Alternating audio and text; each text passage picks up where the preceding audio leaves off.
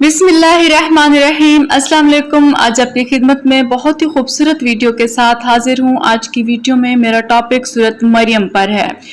یہ سورۃ مبارکہ حضرت عیسیٰ علیہ السلام کی والدہ محترمہ مریم بنت عمران کے نام سے موسوم ہوئی۔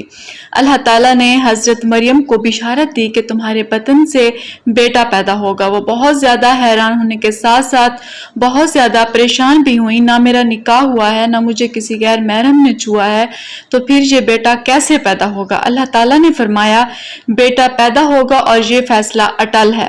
چنانچہ حضرت عیسیٰ علیہ السلام بن باپ کے پیدا ہوئے اس معجزہ پر نادان لوگوں نے انہیں خدا کا بیٹا بنا لیا اور لوگوں نے ان کی والدہ محترمہ حضرت مریم رضی اللہ عنہا پر الزام تراشی کی۔ اللہ رب العزت نے حضرت عیسیٰ علیہ السلام کو بچپن میں قوت گویائی عطا کی۔ انہوں نے اپنی والدہ محترمہ پر لگائے گئے جھوٹے الزام کی تردید کی اور ان کی پاکیزگی پر گواہی دی۔ یہ اللہ رب العزت کا دوسرا بڑا معجزہ تھا لوگوں کے لیے۔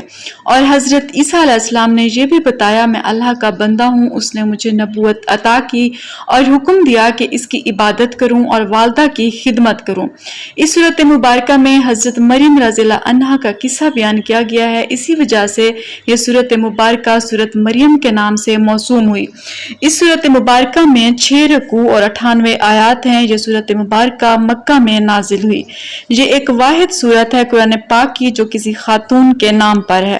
سورۃ مریم کا لفظ آیت نمبر 16 میں آیا ہے۔ ترتیب نزولی کے اعتبار سے یہ سورۃ مبارکہ 19 نمبر پر ہے اور توقیفی اعتبار سے 44 نمبر پر واقع ہے۔ امید کرتی ہوں آپ کو یہ انفارمیٹیو ویڈیو بہت اچھی لگی ہوگی۔ انشاءاللہ تعالی نیکسٹ ویڈیو میں کسی نئے انفارمیٹیو ٹاپک کے ساتھ آپ کے ساتھ پھر ملاقات ہوگی۔ اللہ حافظ۔